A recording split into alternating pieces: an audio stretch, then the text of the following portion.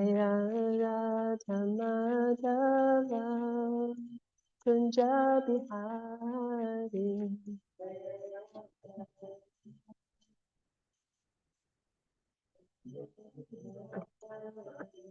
Jaya Gopi Jana Vallabha Girivaradhari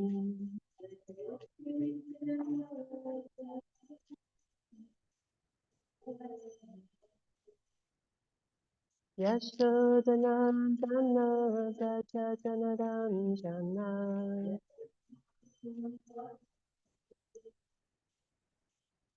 Yamuna Tira Vanachari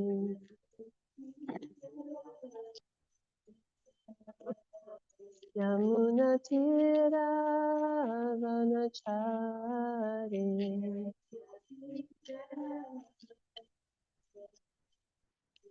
Jaya Radha Madhava Radha Madhava Shri Radhe Radha Madhava Jaya Radha Giridhari Radha Giridhari Shri Radhe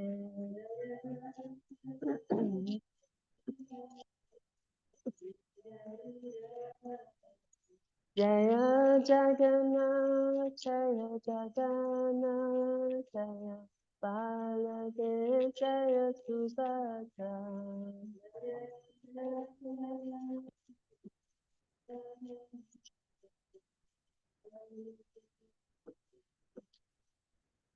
Jaya Gauranitai Gauranitai Gauranitai Jaya Gauranitai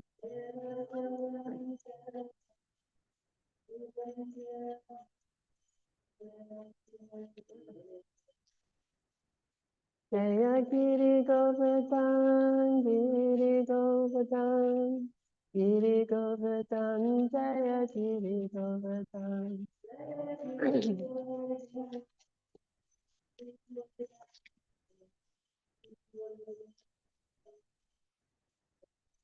Jaya Jaya Prabhupada Prabhupada Prabhupada Jaya Jaya Prabhupada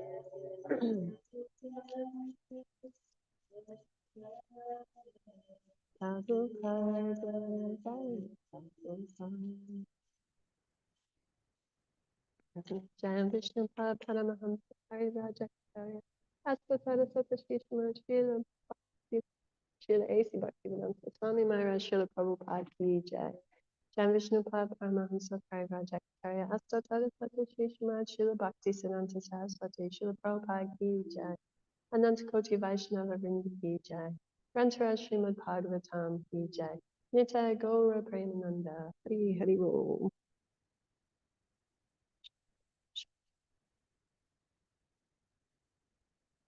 I will read from Srila Prabhupada Lilamrita, continuing the chapter entitled Unlimited Opportunity, Limited Time. On January 11th, Srila Prabhupada wrote another letter to the devotees in London, expressing more ideas of how George could best serve Krishna. George Harrison of the Beatles. Remember these pastimes.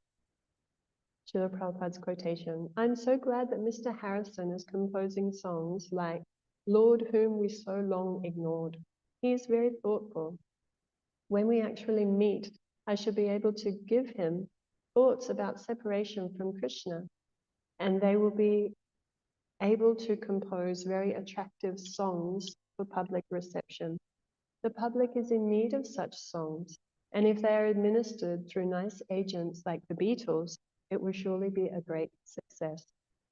Prabhupada cautioned the devotees not to simply depend on George for help, but to try to find a building themselves and rent it. George did want to help, however, and again he suggested the devotees make a record on the Apple label. An old favorite idea of the London devotees had been to get the Beatles to make a record chanting Hare Krishna. If the Beatles did it, the mantra would certainly become world famous. George liked the idea, but he preferred that the devotees sing it and produce it on the Apple label. "You guys make the money," this is his quotation, "rather than we get it," he said. "Let's make a record." So the devotees went over to George's house for a chanting session. George dubbed in his guitar, and a few weeks later, the devotees returned and heard their tape. George was ready to try a session at the studio, so the devotees agreed to meet him and his musician friend, Billy Preston, at Trident Studios on St. Anne's Alley. They recorded for a few hours. The tape sounded good. George and Shamsundar agreed on a date for the actual recording. On the day of the recording, about a dozen devotees, including some newly recruited Britishers, assembled at EMI Recording Studios on Abbey Road. When the first group of devotees arrived in George's Mercedes, a crowd of teenagers began singing Hare Krishna to the tune popularized by the rock musical Hair. While Yamuna applied Vaishnava tilak to the foreheads of the recording technicians, Malati began unpacking the picnic basket of prasadam she had brought, and some of the other devotees put up pictures of Krishna and lit incense. The studio was Krishna-ized. With Paul McCartney and his wife, Linda, operating the sound console, the recording session began. Everyone worked quickly, making side one of the 45 RPM record in about an hour. George played organ and Mukunda played mridanga. Yamuna sang the lead with Shamsundar backing her and the other voices blending in a chorus. And to make it come out exactly right, everyone concentrated on Prabhupada and prayed for spiritual strength. On the fourth take, everything went smoothly, with Malati spontaneously hitting a brass gong at the end. They then recorded the flip side of the record, prayers to Srila Prabhupada, Lord Chaitanya and his associates, and the six Goswamis. Afterwards, George dubbed in the bass guitar and other voices. The devotees, engineers, everyone felt good about it.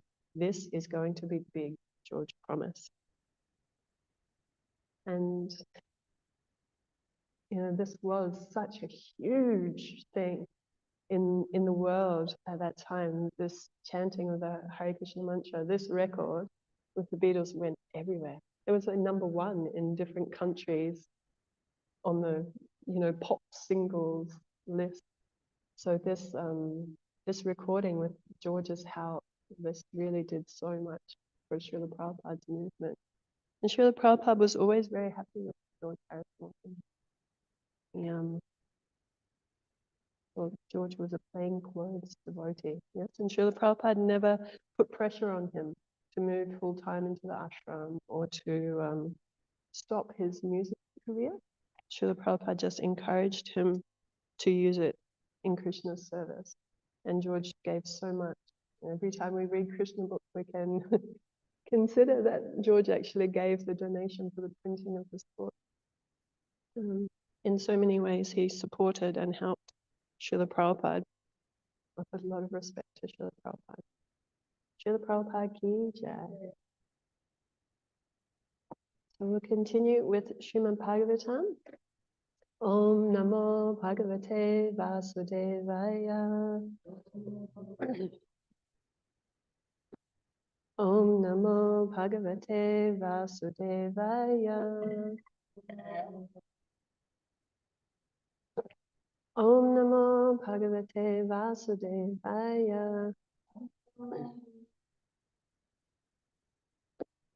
So this is the 5th canto of Srimad Bhagavatam, 5th chapter, entitled Lord Rishabhdeva's Teachings, text 1. Rishabha Uvacha Nayam Deho Deha Bhajam Riloke Ashtan Kaman Arhati Vid Pujam Ye Tapo Divyam Putraka Yena Sattvam Shudyed Yasmad Brahma Sokyam Tvanantam Rishabha Uvacha Nayam Deho Deha Bhajam Riloke Ashtan Kaman Arhati Vid Pujam Ye Tapo Divyam Putra Kayena Sattvam Shudyet Yasmad Brahma Sokyam Tvanantam Rishabha Uvacha Nayam Deho Deha Bhajan Riloke Ashtan Kaman Arhati Vid Pujam Ye Tapo Divyam Putra Kayena Sattvam Shudyet Yasmad Brahma Sokyam Tvanantam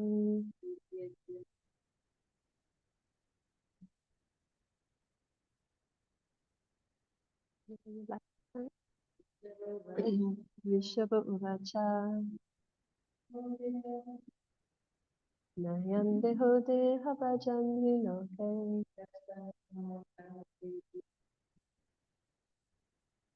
Ashtan Kaman Arhati Vid Pujam Ye Tapo Divyam Putra Kayena Sattvam Shudyet Yasmad Brahma Sokyam Tvanantam. We'll do the word for word. Rishabha Uvacha Hare Krishna Lord Mataji. Rishabh said, Na, not. I am this. Deha, body. Deha bhajam. Of all living entities who have accepted material bodies. Thank you. Of all living entities who have accepted material bodies. Nriloke. In this world. Ashtan, troublesome. Kaman, sense gratification. Arhati, deserves. Vitbujam, of stool eaters. Ye, which. Tapaha, austerities and penances. Divyam, divine. Putraka, my dear sons. Yena, by which. Sattvam, the heart. Shudyet, becomes purified. Yasmat, from which. Brahmasokyam, spiritual happiness. Tu, certainly. Anantam, unending. Translation and purport by Srila Prabhupada. Srila Prabhupada Ki Jai. Translation. Lord Rishabdeva told his sons, my dear boys, of all the living entities who have accepted material bodies in this world, one who has been awarded this human form should not work hard day and night simply for sense gratification, which is available even for dogs and hogs that eat stool. One should engage in penance and austerity to attain the divine position of devotional service. By such activity, one's heart is purified, and when one attains this position, he attains eternal blissful life, which is transcendental to material happiness and which continues forever. Purport. In this verse, Lord Rishabdev tells his sons about the importance of human life. The word dehabak refers to anyone who accepts a material body, but the living entity who is awarded the human form must act differently from the animals. Animals like dogs and hogs enjoy sense gratification by eating stool. After undergoing severe hardships all day, human beings are trying to enjoy themselves at night by eating, drinking, having sex, and sleeping. At the same time, they have to properly defend themselves. However, this is not human civilization. Human life, means voluntarily practicing suffering for the advancement of spiritual life. There is, of course, suffering in the lives of animals and plants, which are suffering due to their past misdeeds.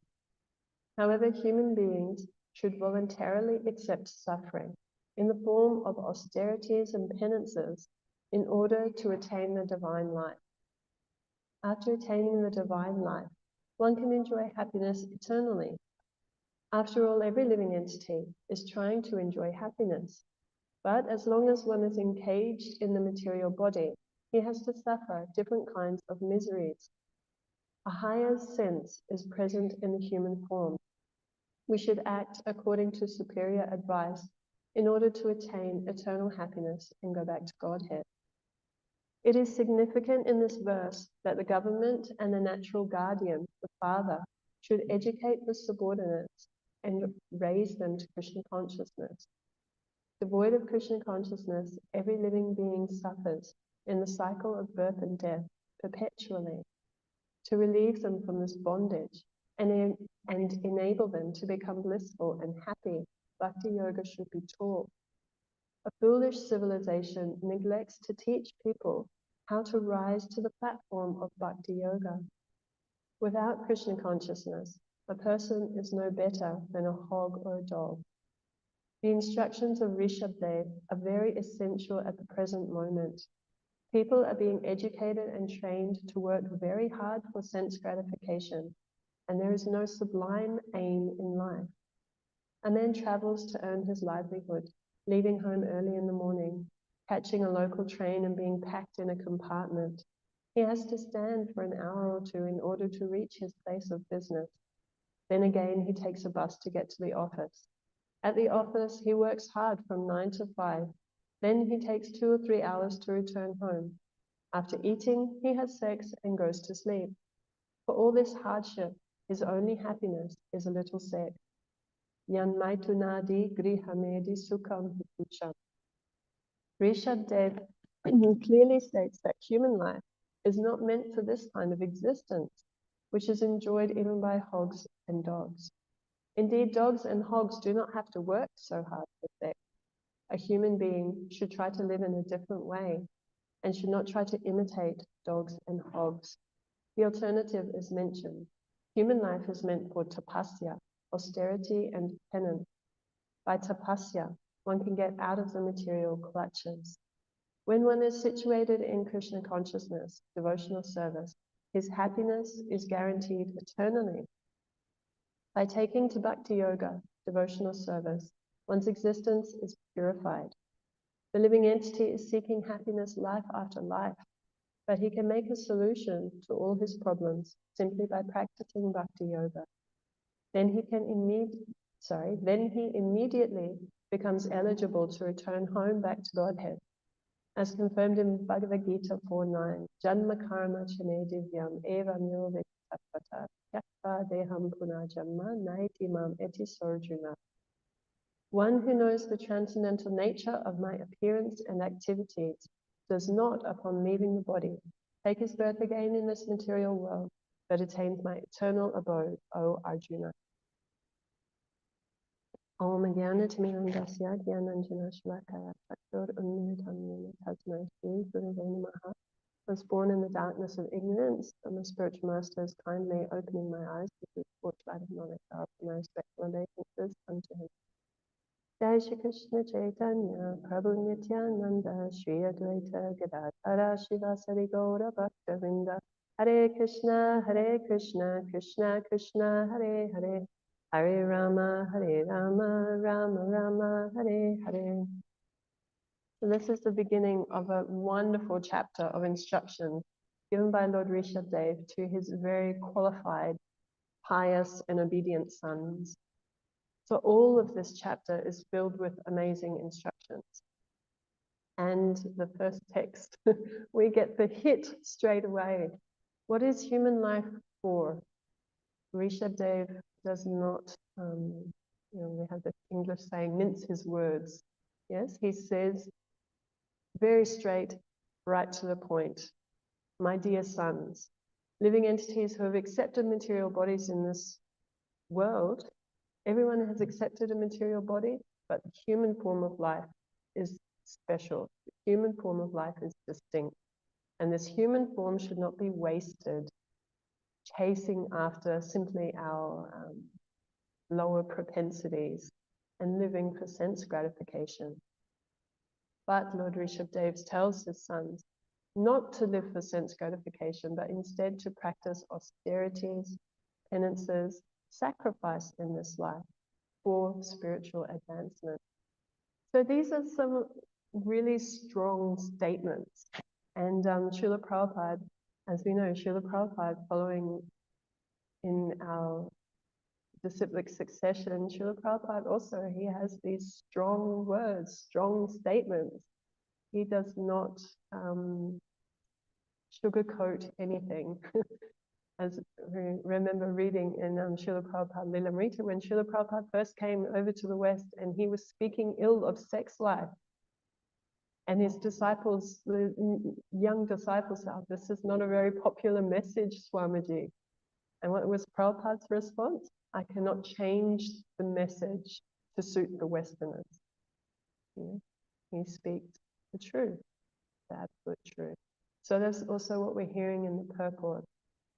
And we hear these, very strong sentences that human life without Krishna consciousness is actually living no better than a dog or a hog.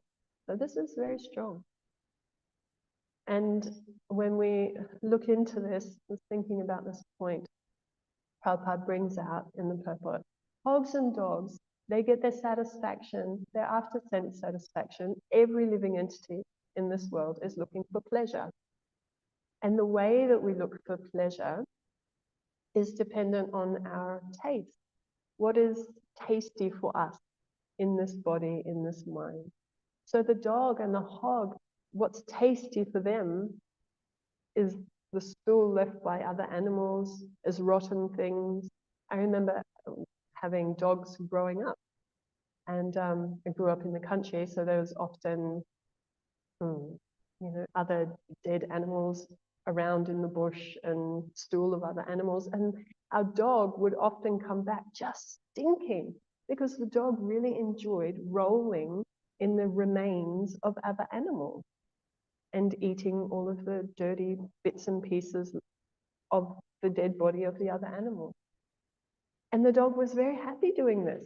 This is the pleasure. We may not see this so much in like city dogs, They might be very pampered and washed and all very nice, but their taste for enjoyment is this very low taste.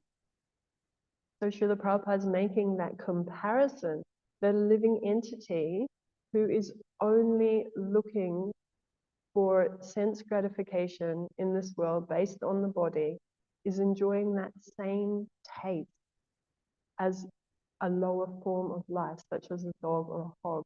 And that's a really strong statement, actually. We don't want to, I'm sure not many people lead their lives thinking, what I find that is satisfying is the same as a dog. People don't really consider that, We want to think that we are much higher than the other living entities. We're much higher than animals.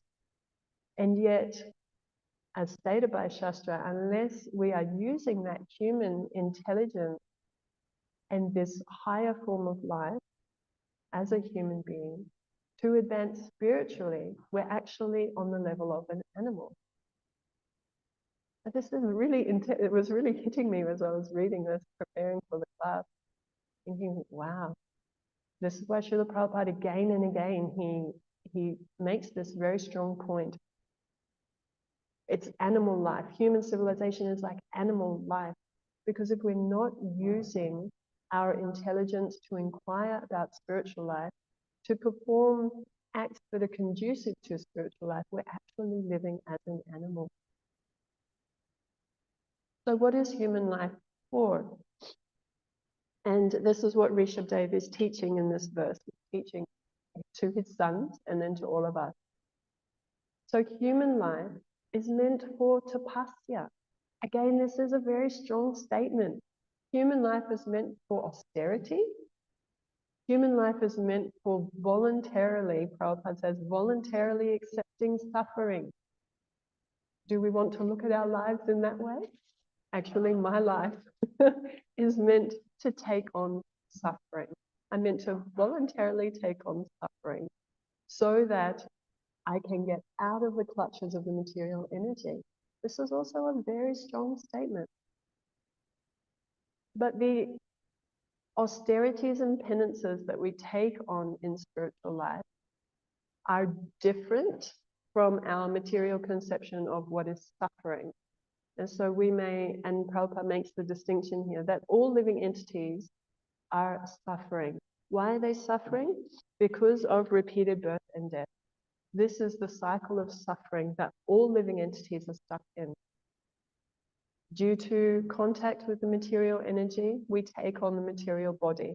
This material body, regardless of its form, animal, human, plant, is temporary and it will die.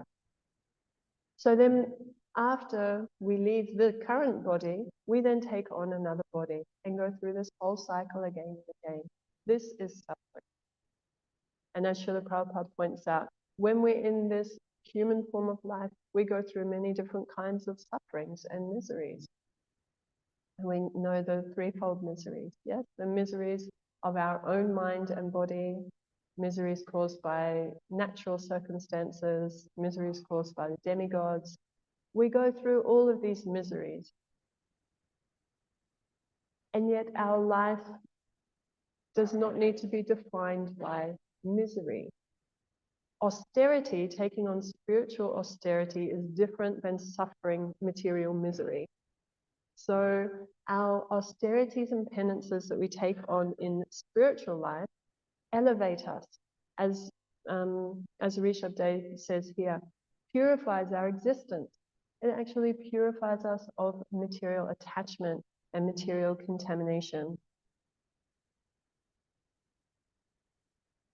So I wanted to just look a bit at Bhagavad Gita as we think about this topic of what is sacrifice? What sacrifices are we meant to make in the human form of life so that we can progress spiritually? What do austerities and penances look like for one who's trying to practice spiritual life? So there's lots of different points. I might start with this one. So in the third chapter of Bhagavad Gita, texts 6 and 7,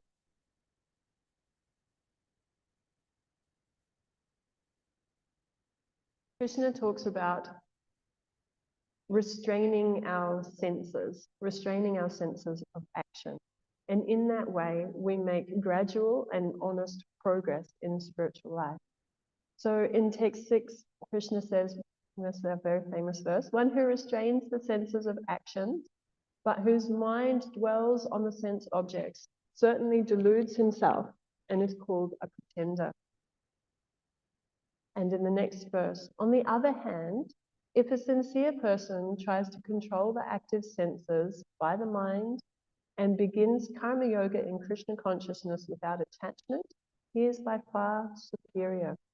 So when we talk about spiritual sacrifice and austerity, we often hear this sense control. Yes, we need to control our senses. This is like our number one base quality, that a human being is not meant to indulge the senses without restriction. The human being is meant to be able to control the senses. And how do we control the senses? By our practice in Krishna consciousness. Sincerely, not, as Krishna explains in this verse to Arjuna, not restraining the senses, but dwelling on it within the mind. Actually using the mind to control the senses, which means the mind must be engaged in Krishna's service. We must be engaged in thought of Krishna, remembrance of Krishna, practical services. Then we have a chance to control the senses. Because as Krishna says, you can delude yourself simply by restraining your external senses, but the mind is absorbed in those things. We're simply deluding ourselves. So by sacrifice, the Lord has given sacrifice in this world so that we can live happily and advance spiritually. And he explains this just on a little further in the 3rd chapter, where Krishna says to Arjuna, in the beginning of creation, the Lord of all creatures sent forth generations of men and demigods, along with sacrifices for Vishnu, and blessed them by saying, be thou happy by this yajna, sacrifice, because its performance will bestow upon you everything desirable for living happily in the world and achieving liberation. So this process of sacrifice comes along with the living entity. When the living entities come into this world, they are born along with this process of sacrifice. And by following the Vedic process of sacrifice, then we get a chance to live happily within this world, practicing Krishna consciousness and achieving liberation at the end of life. In the purport to this verse in the 3rd chapter, Srila Prabhupada writes that this material world is like a chance for the living entity to practice. And we're meant to practice this process of sacrifice. And the sacrifice in this age of Kali Yuga is to chant the holy name. This Sankirtan Yagya, this is the sacrifice. And this is what is going to purify our heart of our material attachment and give us Krishna praying, give us love for Krishna. So simultaneously, we're getting those two things. So by the practice of sacrifice as given to us in the Shastra, we're simultaneously purifying our heart, purifying our existence, and establishing our Krishna consciousness. It's not one or the other. When we see practices of sacrifice, sense control, maybe in Ashtanga Yoga, all the breathing processes, the different processes of meditation and sense control, ultimately that should lead to samadhi, meditation on the Supreme. So however, one can kind of get a bit deviated in other yoga processes, caught up with mystic power or different siddhis and benedictions that you get from practicing those kinds of sacrifices. But the sacrifice that's given to us in Krishna consciousness, chanting the holy name of the Lord, is going to achieve all of those things: purification of our existence, purifying the mind, and giving us Krishna prema at the same time. Two tracks. And as Krishna says to Arjuna in the 10th chapter of Bhagavad Gita, of all sacrifices, I am japa. I'm the chanting of the holy name. So Krishna says, this is me. Yeah? You know, in those chapters, Krishna is giving examples of the most powerful things and how he is that. So of all sacrifice, he's the chanting of the holy name. So this is our number one practice, number one way to perform yajna and sacrifice in this world, in this age of Kali Yuga. And by performing sacrifice, we can achieve lasting happiness, not the material happiness that is temporary and based on our body or based on the contact of our senses with the sense object. And this is the only goal for those who are not trying to advance spiritually. The goal, the desire for pleasure, is just caught up in contact with the sense object, of the senses with the sense object. That's my pleasure. How can I engage my senses in the sense object and achieve pleasure in that way? So this is very low-grade happiness in terms of spiritual life. It's very low-grade happiness. And as Prahlad Maharaj says in the 7th canto that Prabhupada has quoted here, Yannaitanadi grihamedi sukham hitucham. This is a very famous verse. Kandu nena karayo eva dukkha dukkam. Tripyanti neha kripana bahu dukkha bhaja. Kandu tivan manasijam vishahetadira. Sex life is compared to the rubbing of two hands together to relieve an itch. Grihamedis, so-called grahastas, who have no spiritual knowledge, think that this itching is the greatest form of happiness, although it is actually a source of distress. The Kripanas, the fools, who are just the opposite of Brahmanas, are not satisfied by repeated sensuous enjoyment. Those who are Dira, however, who are sober and who tolerate this itching, are not subjected to the suffering of fools and rascals. So again, on this topic, Prabhupada has very strong words. We have very strong verses from the Shastra and very strong purports to explain this to us and back it up. Because just this understanding is so different to what we are taught in this material world. It is such a different way of life and living.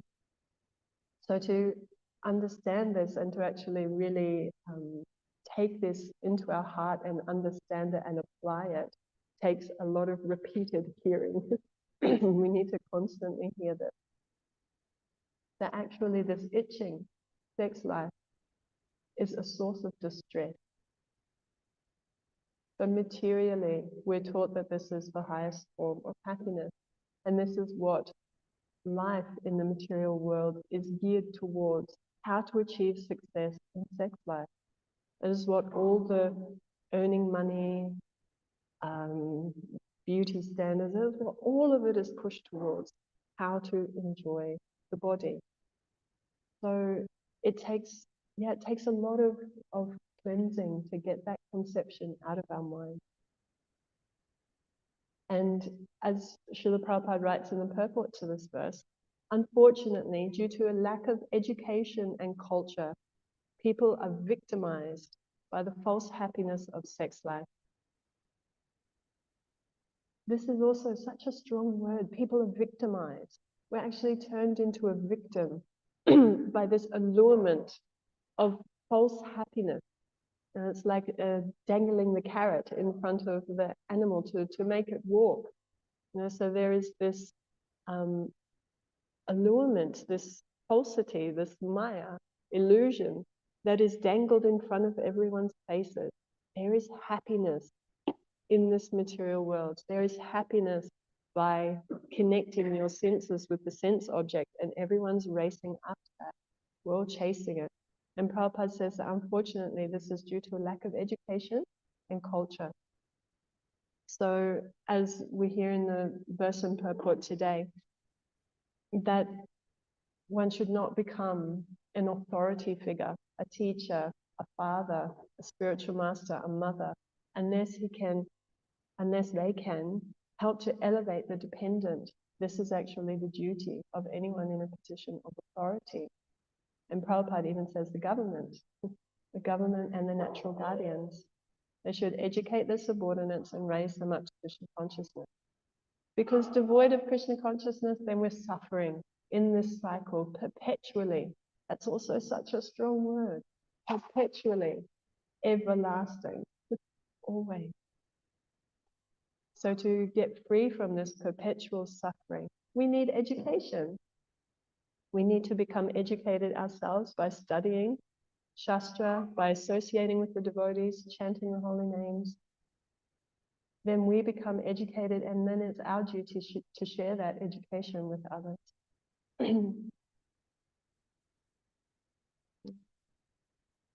And as Krishna says in the 9th chapter of Bhagavad Gita, Raja Vijaya Raja Guriyam Pavitram Idam Uttamam Adyakshavargamam Dharmyam Suskam Kartam Abhyayam. That this knowledge of Krishna consciousness is the king of all education. It is the most secret of all secrets. And because it gives direct perception of the self by realization, it is the perfection of religion. It is everlasting and it is joyfully performed. So this is our greatest treasure, that this knowledge of Krishna consciousness, because it's giving direct perception, we actually get the experience. So by practicing these sacrifices, the penance and austerity, we get the experience of spiritual life. We get the experience of spiritual happiness. So that is why the suffering of practicing austerity and penance is not like the suffering in the material world. There's such a distinction. The suffering in the material world goes on and on perpetually. And the perhaps inconvenience sometimes of practicing tapasya, austerity, is only, the inconvenience may be slight, but the result is that we gain direct perception of ourself and our connection with Krishna. So then even the so-called austerities and penances that we're performing become a source of joy, because those penances and austerities are connecting us with Krishna. I remember listening to a class by a very wonderful senior Vaishnavi, Her Grace Vaishnavi Shakti Mataji, and she has the most incredible sadhana. If anyone knows Mataji, she lives in Vrindavan. She's Srila Prabhupada disciple, has lived in Vrindavan since the late 60s, maybe the mid 60s. And Mataji has the most amazing sadhana. She is always chanting. She will read and study up to 4 hours a day. She is always engaged in devotional service. She's completely engaged, completely other level. And in a question and answers session, it was even a few years ago, this class, a devotee was asking her, how do you stay so disciplined with your sadhana, with your practice? How do we get that discipline? And Mataji's answer was, actually, it's not a discipline for me. I do it because I love it. It's a complete attraction. So yes, it may start in the beginning as a disciplined practice. I will chant my 16 rounds. I will read for this long a day. I will practice my devotional service like that. But by that practice, we're meant to be developing this real taste and attraction for Krishna. And then it is that attraction that will propel us forward, that no longer are we reliant on the discipline. It just becomes a real taste, a real attachment. And then that is our joy, that is our joy in Krishna consciousness. So these penances and austerities that we practice bring us up to this level of spiritual taste and spiritual pleasure. So what kind of sacrifices and austerities are there that Krishna describes in the Bhagavad Gita? So maybe I'll go through austerities. So in the 17th chapter, Krishna talks about different types of austerities. Austerities of the body, he starts with in verse 14. So Krishna explains that austerities of the body consist in worship of the Supreme Lord, the Brahmanas, the spiritual master, the superiors like the teacher and the mother, and in cleanliness, simplicity, celibacy, and non-violence. So these are said to be austerities of the body. And this is in contrast to earlier in the 17th chapter, Krishna tells Arjuna that any austerity that tortures the material elements of the body, this is demonic. So often we may need to adjust our sense of what is an austerity. Sometimes we might think austerity should be very harsh and austerity should be very difficult to perform. But actually the austerities that Krishna gives us to perform are practical, applicable. We can do these things and they do not torture the body or the mind. If an austerity goes into, Krishna uses the word torture, then this is actually going into the mode of ignorance. This is demonic. But austerities in goodness are these ones. So austerity of the body, simplicity, cleanliness, worshipping our superiors, worshipping the spiritual master, celibacy, and non-violence. These are austerities of the body. And then Krishna gives us austerities of speech. They consist in speaking words that are truthful, pleasing to others, beneficial, and not agitating. So even this is a real austerity. Yes? If we meditate on this, this is an austerity to control the tongue, how to speak in such a way that is truthful, pleasing, not agitating, and of the most benefit for others, and regularly reciting the Vedic scriptures. This is how we practice austerity of speech. And then we have austerities of the mind, simplicity, satisfaction, gravity, self-control, and purification of one's existence. Those are the austerities of the mind. So these also, we may hear them and think, oh, this sounds really simple. But practicing satisfaction is a real austerity of the mind, because the mind's natural course of action is hankering and lamenting. Chanchala, the mind flips, right? So I want something, I didn't get it, I'm lamenting. The mind gets stuck in this action. So to practice satisfaction is a real austerity for the mind. And being simple. In Bhagavad Gita, the simplicity is described as being non-duplicitous. Yeah? Not acting in one way, but internally we're feeling another. Simplicity. We're the same on the inside as the outside. And gravity, self-control, purification of one's existence. These are the austerities of the mind. So these austerities, we may not, we're not going to be standing on one leg and performing austerities for thousands of years. But these austerities are ones that we can practically apply in our everyday life. And those austerities, Krishna explains, that when we perform these threefold austerities, so of the body, speech, and mind, if they're performed with faith and not expecting any material benefit, then these are the proper austerities to be performed in the mode of goodness. So I'm sure we all remember in Bhagavad Gita, there are different modes in which we can perform many different actions. And one that relates very nicely to this is our happiness. Yeah? That happiness, Krishna explains happiness that seems like poison in the beginning, but it's like nectar at the end. This is in the mode of goodness.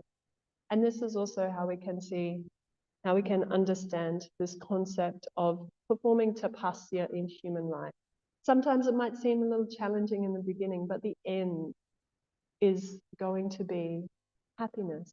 The end is, as Prabhupada describes in the purport today, everlasting happiness in spiritual life, not the temporary happiness of material sense gratification. That actually only brings distress. So it's a very different way of thinking when we're raised in this day and age in the material world, and we're taught that happiness and satisfaction is something instant. We need it now. But actually to learn how to become self-controlled, practice penance and austerity and sacrifice in this life for a higher purpose. And this is something that takes practice and repeated hearing and association with devotees. Because in the association of devotees, we see that process in action and we see the result. We see devotees experiencing this spiritual happiness, satisfaction, simplicity, being freed from material hankering. And then we want that as well, even though we may be somewhere along that progress. We may be somewhere along the line, but when we associate with advanced devotees, we see that they're there. Yes, we see they have that. And then that becomes very much desirable for us as well, that we want that as well. So this whole chapter is like this.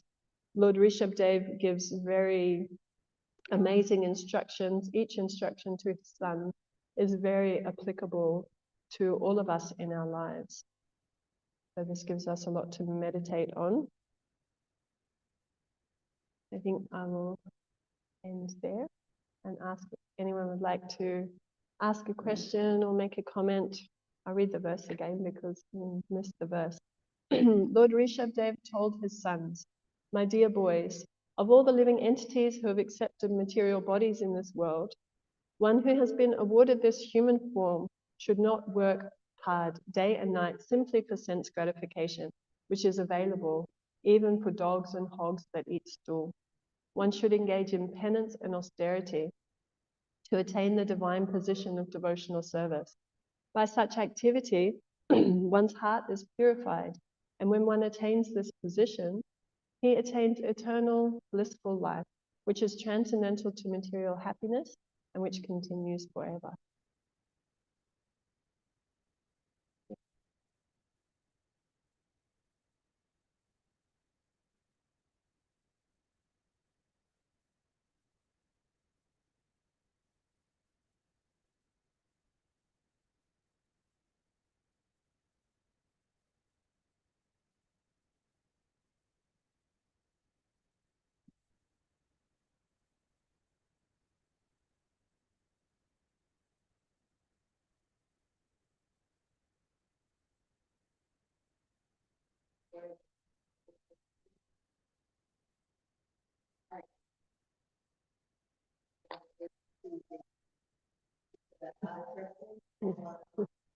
Yeah.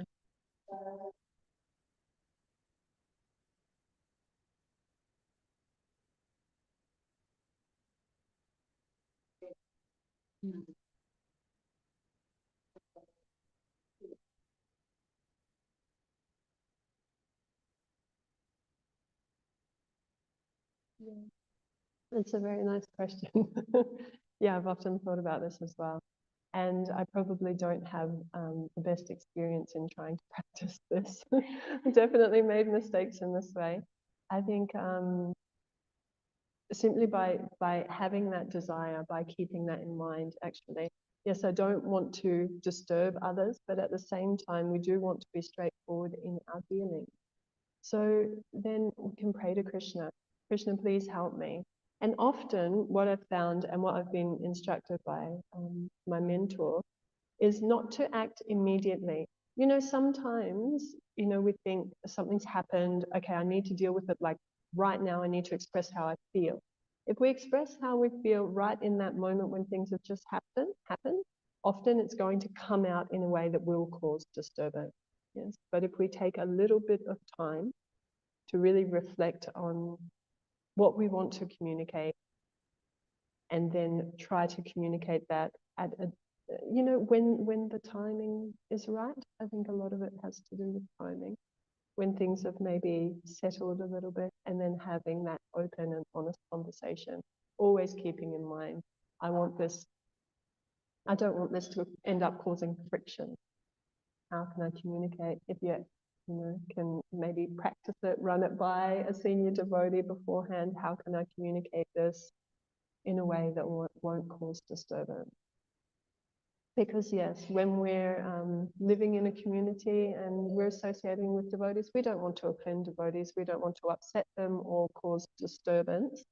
And often when we try to communicate in the moment, that can happen. And just taking a little bit of space and time. Does anyone have any more suggestions? Mataji, I'm sure you've been very senior. You've done this for a long time. Yeah, usually. For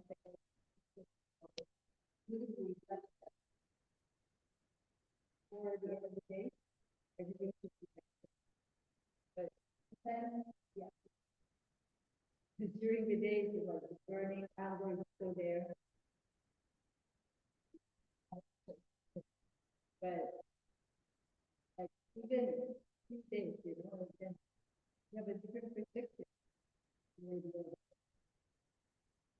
Even in the background, like I don't like personally, I don't like telling you immediately on your face because it's just too open. Like, so that's why my analogy is like, you don't have to tell a blind person because that will even hurt more. So they know they have made a mistake. There's a way of like settle down the emotional part. Where settle there, like take more able to listen. And straightforwardness to be essential. Yeah, and culture also, because yeah, I was just thinking when you're speaking. I mean, I'm from Australia. That's our culture, is to be straightforward. So you could tell someone in the heat of the moment, you could say basically anything you like, because that's our culture. You're straightforward and you're straight up, and everybody does that to each other, and then you let it go. But if you're in a different cultural environment, that may not be acceptable at all. Like here, I don't find that's acceptable. So yeah, so taking that into yeah.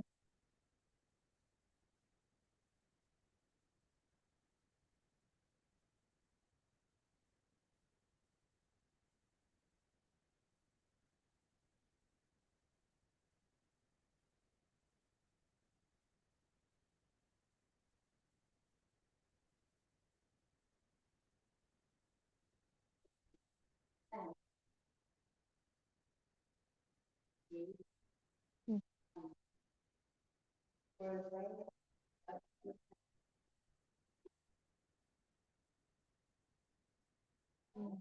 mm, mm. Yeah, okay, and those relationship,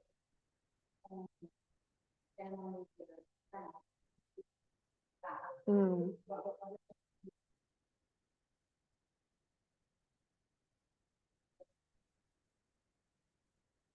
mm, mm, mm. Yeah, yeah, yeah. I mean, can you give an example? Like, what would be an example?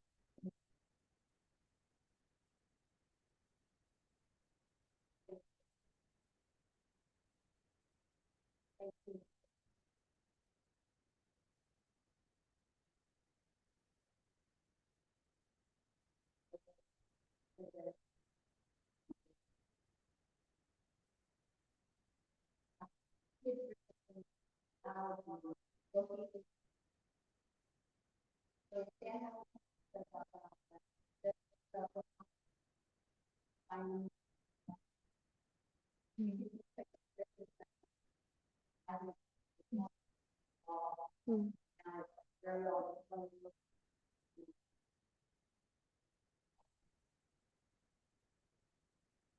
mm,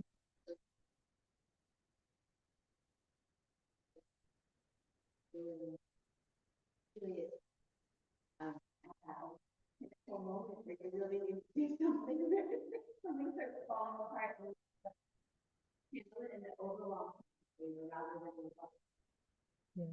Yeah, I guess that's the key point, isn't it? You know, somehow, even when we're in the moment, we need to be able to keep our emotional side out of it and just look for how to solve the problem, you know. And if the other person is getting stressed out and emotional, then you need to, you know, gauge that and just really take the higher road. You know, okay, this person's really stressed out right now. Let me see how I can solve this and avoid that stress. Um,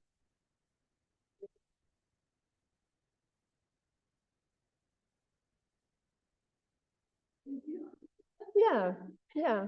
I mean, when we're serving Krishna, we each need to be able to do our service.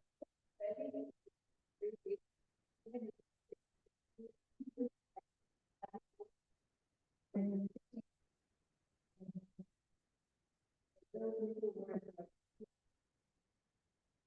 mm, yeah.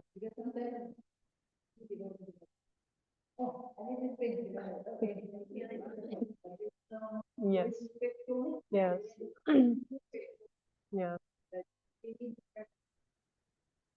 Yeah. Mm, yeah. Yeah. Yeah.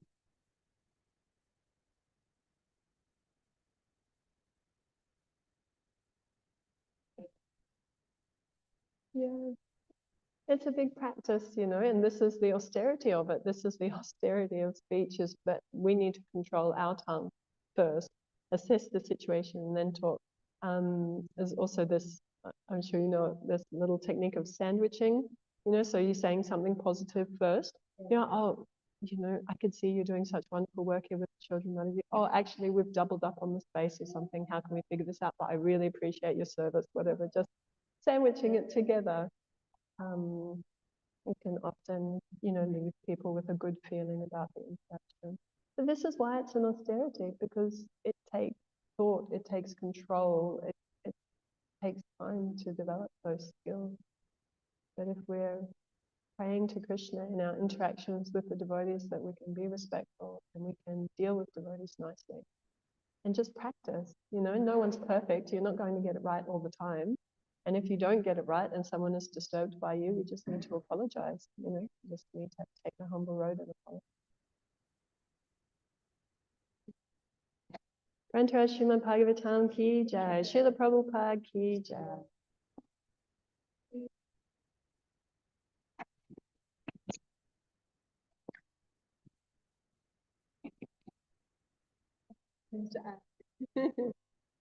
Real wonderful devotee.